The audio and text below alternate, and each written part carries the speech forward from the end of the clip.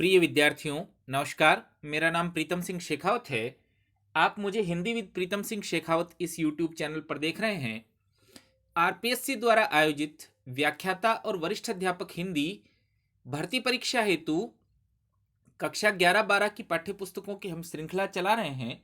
इन दिनों हम कक्षा 11 की जो पाठ्य पुस्तक है आरोह, उसके काव्यखंड को पढ़ रहे हैं। कक्षा 11 की ये जो पाठ्य पुस्तक है आरोह, हिंदी अनिवार्य की पाठ्य पुस्तक है आरोह। इस पाठ्य पुस्तक से आज हम तीसरे कवि को पढ़ रहे हैं। इससे पूर्व कबीर और मीरा के पाठ इसी YouTube चैनल पर उपलब्ध हैं।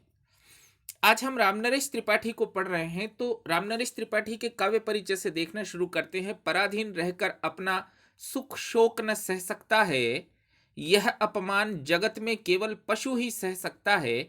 रामनरेश त्रिपाठी जी के खंड काव्य पथिक से ये पंक्ति ली गई है। रामनरेश त्रिपाठी का जन्म 1881 में कोरईपुर, जिला जौनपुर, उत्तर प्रदेश में हुआ।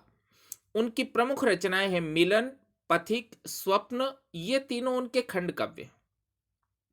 और मानसी फुटकर कविताओं का संग्रह है। तो कुल 4 काव्य रचनाएं हैं, उनमें से 3 खंड काव्य हैं, मिलन, पथिक और स्वप्न। मानसी उनका फुटकर कविताओं का संग्रह। स्कूल व्याख्याता होने से पूर्व में वरिष्ठ अध्यापक पद पर चयनित हुआ था और 2011 में जब मैं वरिष्ठ अध्यापक पद के लिए परीक्षा दिया था, उस परीक्षा में यह प्रश्न पूछा गया था कि निम्नलिखित में से रामनरेश त्रिपाठी का खंड काव्य नहीं है। 4 रचनाएं उनकी दी थी, तो मिलन, पथिक और स्वप्न खंड काव्य थे और मानसी उनकी फुटकर कविताओं का संग्रह, इसलिए वो खंड काव्य नहीं है। देखिए, खंड काव्य के बारे में हम थोड़ी बात करते चलते कि खंड काव्य, प्रबंध काव्य वस्तुतः 2 प्रकार के हैं, महाकाव्य और खंड काव्य। महाकाव्य में किसी नायक के पूरे जीवन का वर्णन होता है, विवरण होता है। जैसे तुलसीदास जी का रामचरितमानस एक महाकाव्य है, तो राम के पूरे जीवन का चित्रण है। केशवदास की रामचंद्रिका महाकाव्य है, तो राम के पूरे जीवन का चित्रण है। और खंड काव्य जीवन के किसी भाग विशेष का ही चित्रण होता है, संपूर्ण जीवन का चित्रण उसमें नहीं होता। तो रामनरेश त्रिपाठी जी के मिलन, पथिक और स्वप्न खंड काव्य है। दिनकर जी के प्रसिद्ध खंड काव्य कुरुक्षेत्र हैं, रश्मि रथी है, उसमें जीवन के किसी एक भाग का ही चित्रण होता है। तो रामनरेश त्रिपाठी जी की जो मृत्यु है वो 1962 ईस्वी में हुई है। रामनरेश त्रिपाठी छायावाद पूर्व की खड़ी बोली के महत्वपूर्ण कवि माने जाते। छायावाद पूर्व कवि हैं, यानी उनका मुख्यतः उनका जो काव्य लेखन है वो द्विवेदी युग की प्रवृत्तियों से संबंधित है। आरंभिक शिक्षा पूरी करने के बाद स्वाध्याय से हिंदी, अंग्रेजी, बांग्ला और उर्दू का ज्ञान प्राप्त किया। उस समय के कवियों के प्रिय विषय समाज सुधार के स्थान पर रोमांटिक प्रेम को कविता का विषय बनाया। जब हम छायावाद के कवि पढ़ते हैं तो आप जानते हैं कि स्वच्छंद प्रेम उनके काव्य का एक भाग है, रोमांटिसिज्म जिसे अंग्रेजी में कहा जाता है। तो द्विवेदी युग के कवि होते हुए भी छायावाद की काव्यगत विशेषताएं उनकी कविता में दिखाई देती। उनकी कविताओं में देश प्रेम और व्यक्तिक प्रेम दोनों मौजूद हैं, लेकिन देश प्रेम को ही उन्होंने विशेष स्थान दिया है। कविता कौमुदी 8 भागों में। देखिए, पूछे जाने जैसा प्रश्न है, यह भी पूछे जाने जैसा प्रश्न है कि कविता कौमुदी किसकी रचना है, तो रामनरेश त्रिपाठी जी की रचना है। कितने भागों में है कविता कौमुदी, तो 8 भागों में है कविता कौमुदी। कविता कौमुदी में उन्होंने हिंदी, उर्दू, बांग्ला की लोकप्रिय कविताओं का संकलन किया है। इसके एक खंड में ग्राम गीत संकलित हैं, ये सर्वाधिक महत्वपूर्ण बात है। को प्रश्न पूछा जा सकता है कि कौन कवि हैं जिन्होंने ग्राम गीतों का संकलन किया है। ग्राम गीत यानी गांव में, उत्सवों में, विवाहों में गाए जाने वाले गीतों का संकलन रामनरेश त्रिपाठी ने किया है कविता कौमुदी में। कविता कौमुदी के एक भाग में ग्राम गीतों का संकलन है, जिसे उन्होंने गांव-गांव घूमकर एकत्र किया था। लोक साहित्य के संरक्षण की दृष्टि से हिंदी में उनका पहला मौलिक कार्य था। इस दिशा में और कोई कार्य पूर्व में नहीं हुआ था।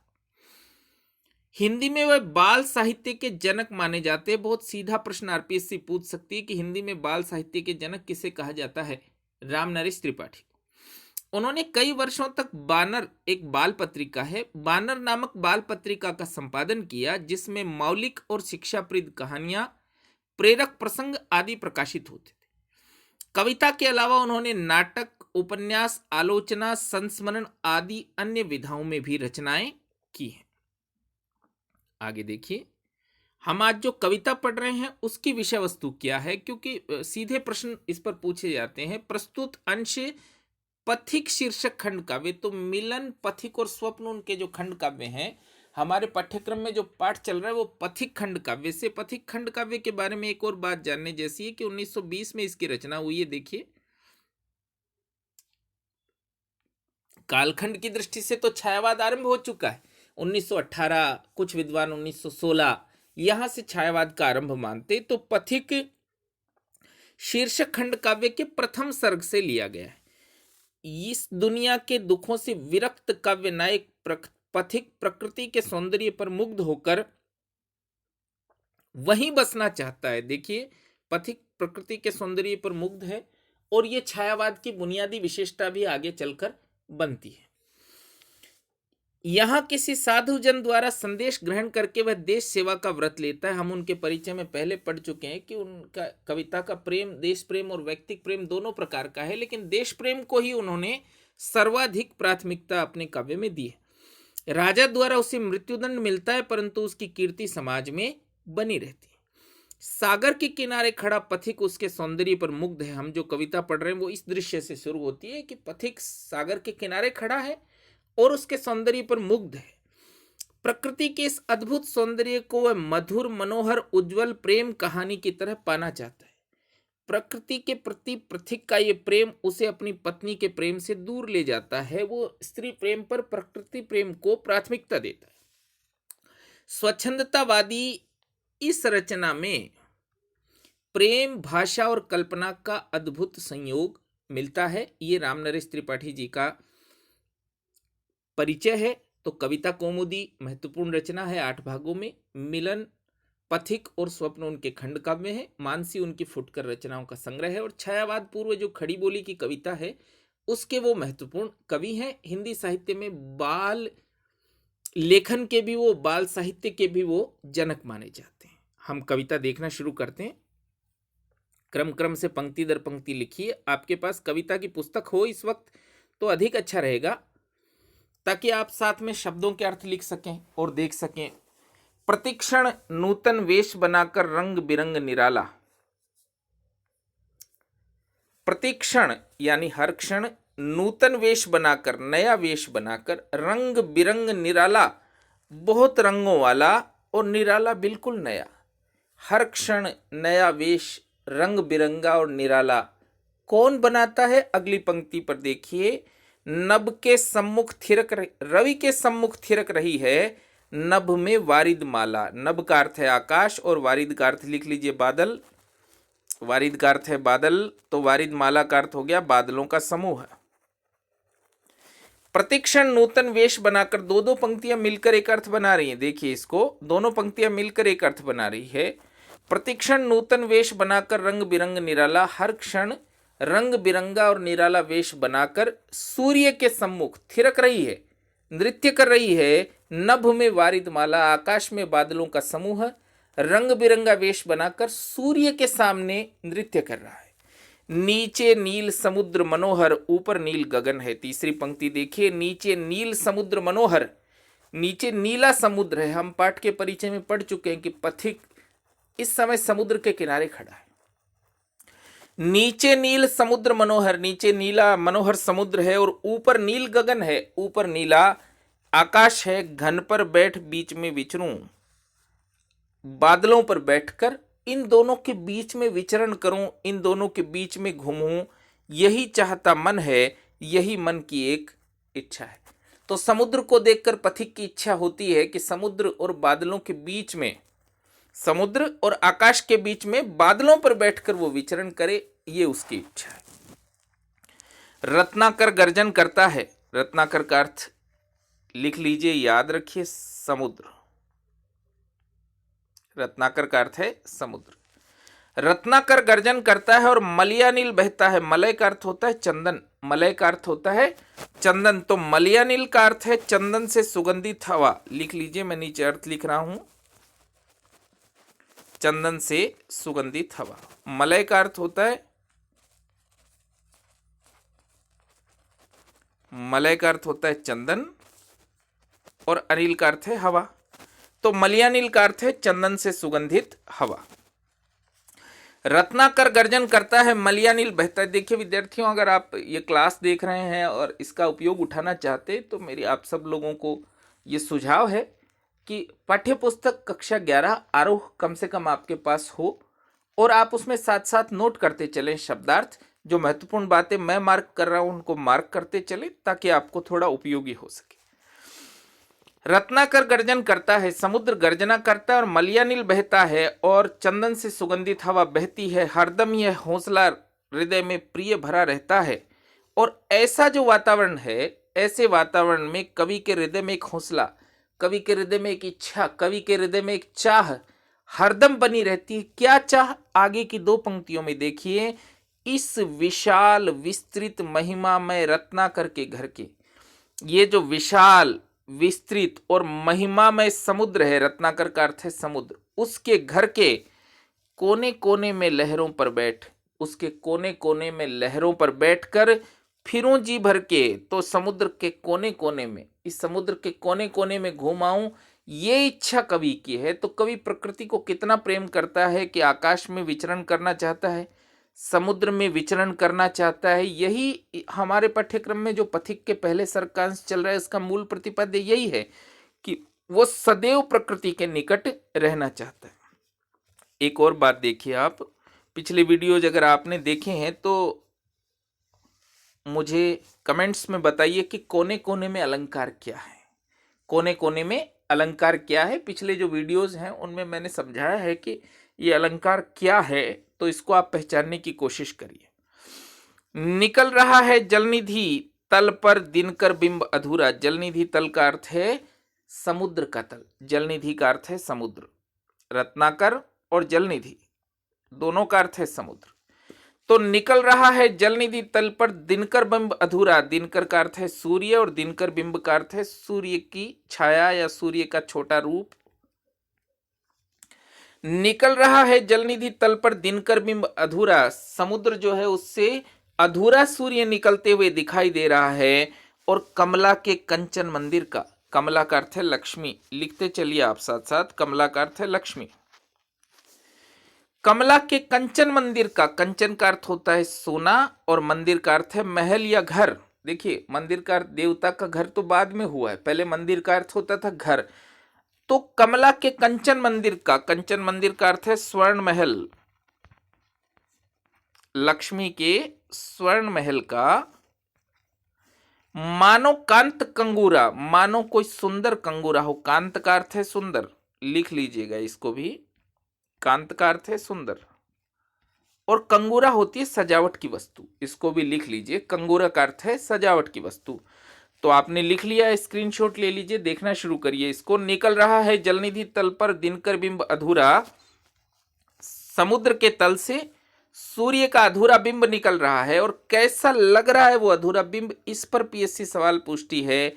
कमला के कंचन मंदिर का मानो कांत कंगूरा, तो समुद्र से निकलता हुआ सूर्य कैसा लग रहा है, मानो लक्ष्मी के स्वर्ण महल का कोई सुंदर कंगूरा हो, कांत कंगूरा, इसका अर्थ है सुंदर कंगूरा।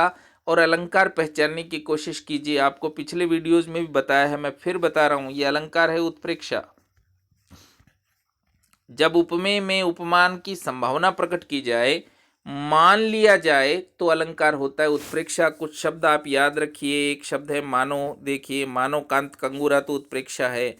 इससे मिलता हुआ शब्द अवधि में भी हो, मन हो तो उत्प्रेक्षा है, जानो तो उत्प्रेक्षा है, जनहु तो उत्प्रेक्षा है।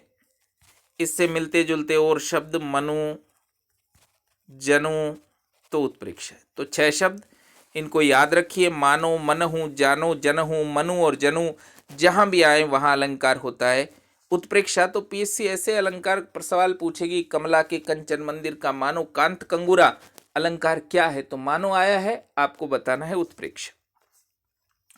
लाने को निज पुण्य भूमि पर लक्ष्मी की असवारी, लाने को निज पुण्य भूमि पर लक्ष्मी की असवारी, असवारी का अर्थ है सवारी।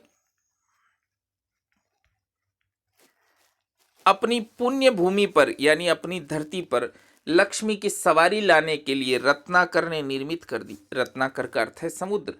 रत्नाकर ने निर्मित कर दी स्वर्ण सड़क अति प्यारी। रत्नाकर ने एक बहुत सुंदर सुनहरी सड़क बना दी। तो सूर्य का प्रकाश जैसे पड़ रहा है समुद्र पर, ऐसा लग रहा है कि धरती पर सूर्य के उतारने के लिए, लक्ष्मी को धरती पर उतारने के लिए बहुत सुनहरी सड़क जो है वो समुद्र ने निर्मित की है। निर्भय दृढ़ गंभीर भाव से गरज रहा सागर है। निर्भय दृढ़ और गंभीर भाव से सागर गर्जना कर रहा है। लहरों का लहरों पर आना सुंदर अति सुंदर है। लहरें और उसके बाद लहरें, समुद्र तो लगातार लहरें उठाता है, लहरों का लगातार आना बहुत सुंदर है। कहो यहाँ से बढ़कर सुख क्या पा सकता है प्राणी, यहाँ से बढ़कर मनुष्य क्या सुख प्राप्त कर सकता है। अनुभव करो हृदय से हे कनुरा, अनुराग भरी कल्याणी। अनुराग भरी का अर्थ है प्रेम से भरी। अनुराग का अर्थ होता है प्रेम या स्नेह। कल्याणी किसी युवती के लिए। हे प्रेम से भरी कल्याणी, हृदय से अनुभव करो कि इतना सुख माने प्रकृति के साथ जैसा सुख मनुष्य प्राप्त करता है वैसा सुख वो कहीं भी प्राप्त नहीं कर सकता। आगे देखिए, जब गंभीरतम अर्ध निशा में जग को ढक लेता है। गंभीरतम का अर्थ है गहरा अंधेरा। गंभीरतम का अर्थ आप लिखते चलिए साथ साथ, गहरा अंधेरा। जब गंभीरतम अर्ध निशा में यानी आधी रात में जग को ढक लेता है, संसार को ढक लेता है, अंतरिक्ष की छत पर तारों को छिटका देता है और अंतरिक्ष की छत पर तारे बिखेर देता है यानी अंधेरा हो जाता है और आकाश में तारे छा जाते हैं। सस्मित वदन, सस्मित का अर्थ देखिए, स्मित का अर्थ होता है मुस्कान, तो सस्मित का अर्थ होता है मुस्कान के साथ। सस्मित का अर्थ है मुस्कान के साथ, क्योंकि स्मित का अर्थ है मुस्कुराना। सस्मित वदन, और वदन देखने जैसा शब्द है, वदन का अर्थ है मुख। सस्मित वदन जगत का स्वामी, यहां जगत का स्वामी किसके लिए आया है ये एक प्रश्न हो सकता है। जगत का स्वामी का अर्थ है ईश्वर। तो सस्मित वदन जगत का स्वामी मृदु गति से आता है। जब आधी रात में आकाश में तारे छा जाते हैं तब ईश्वर मुस्काते हुए आता है और तट पर खड़ा गगन गंगा के मधुर गीत गाता है। और गगन गंगा तो अलंकार देखिए, गगन रूपी गंगा तो रूपक अलंकार है। लिखते चलिए साथ साथ, तट पर खड़ा गगन गंगा के मधुर गीत गाता है। आकाश रूपी गंगा के तट पर खड़ा होकर मधुर गीत गाता है। कौन मधुर गीत गाता है? जगत का स्वामी। आधी रात को जब तारे फैल जाते तो मुस्कुराते हुए ईश्वर आता है, आकाश रूपी गंगा के किनारे पर खड़े होकर मधुर गीत गाता है और उससे ही विमुग्ध होकर नभ में चंद्र विहंस देता है। चंद्र विहंस देता है यानी चांद हंसने लगता है। उससे ही विमुग्ध होकर, जगत के स्वामी पर मुग्ध होकर चांद हंसने लगता है। देखिए एक अलंकार आज आपको बताता हूं, उसका नाम है मानवीकरण। आप लोग जगह जगह पढ़े होंगे। मानवीकरण क्या है? जड़ वस्तु पर चेतन क्रिया का आरोप, यानी जड़ को चेतन क्रिया करना। आप जानते हैं कि मोबाइल जड़ वस्तु है। अगर मैं कहूं कि मोबाइल बोला तो जड़ वस्तु पर चेतन क्रिया का आरोप है, इसी को मानवीकरण कहते हैं। हम जानते हैं कि चांद हंसता नहीं पर चंद्र विहंस देता है, चांद के हंसने का चित्रण, तो मानवीकरण अलंकार है। अगर ऐसा हो कि सूरजमुखी का फूल बोला, हम जानते वो बोलता नहीं, तो ये मानवीकरण है। और मानवीकरण के बारे में एक बात, ये अंग्रेजी साहित्य से हिंदी साहित्य में आया है। उससे ही विमुग्ध होकर नभ में चंद्र विहंस देता है, आकाश में चांद हंसने लगता है और वृक्ष विविध पत्तों पुष्पों से तन को सज लेता है और पेड़ विविध पत्तों और पुष्पों से अपने शरीर को सजा लेता है। पक्षी हर्ष संभाल न सकते, पक्षी बहुत प्रसन्न हो जाते हैं और मुग्ध चहक उठते हैं और मुग्ध भाव से चहकने लगते हैं। फूल सांस लेकर सुख की सानंद महक उठते हैं। कमेंट बॉक्स में अलंकार बताइएगा। फूल सांस लेकर फूल सुख की सांस लेते हैं और आनंद के साथ महक उठते हैं। वन उपवन गिरि सानु कुंज में मेघ बरस पड़ते हैं। वन में, उपवन में, गिरि यानी पर्वत में, सानु आपके लिए देखने जैसा शब्द है, सानु का अर्थ है समतल भूमि, और मैदानों में यानी समतल भूमि में कुंज भी आप लोगों के लिए देखने जैसा शब्द है, पेड़ और लताओं का घना समूह।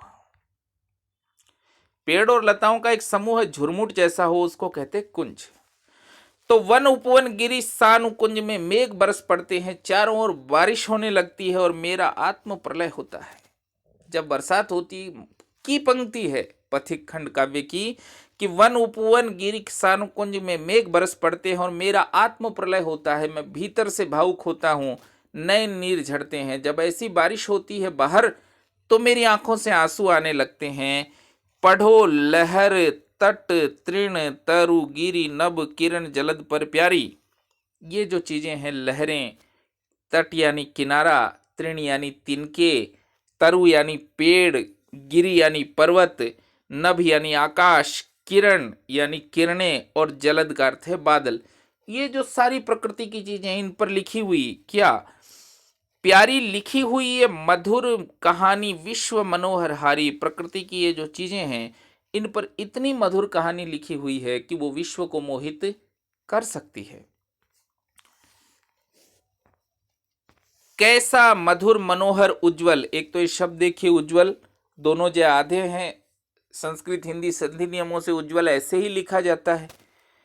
कैसी मधुर मनोहर उज्जवल है ये प्रेम कहानी, प्रकृति की ये जो प्रेम कहानी है कैसी मधुर मनोहर और उज्जवल है। जी में है अक्षर बन इसके बनूं विश्व की वाणी। मेरी ऐसी इच्छा है कि मैं इसका अक्षर बनूं और विश्व की वाणी बनूं। वाणी का अर्थ है वाणी। स्थिर पवित्र आनंद प्रवाहित सदा शांति सुखकर है।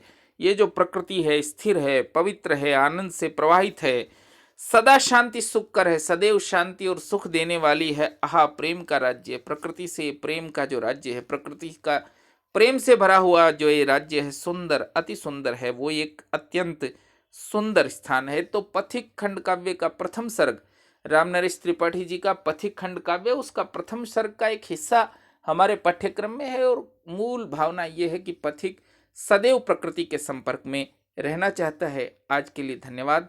अगले वीडियो में हम अगली कविता के विषय में बात करेंगे। आप सभी लोगों को बहुत धन्यवाद।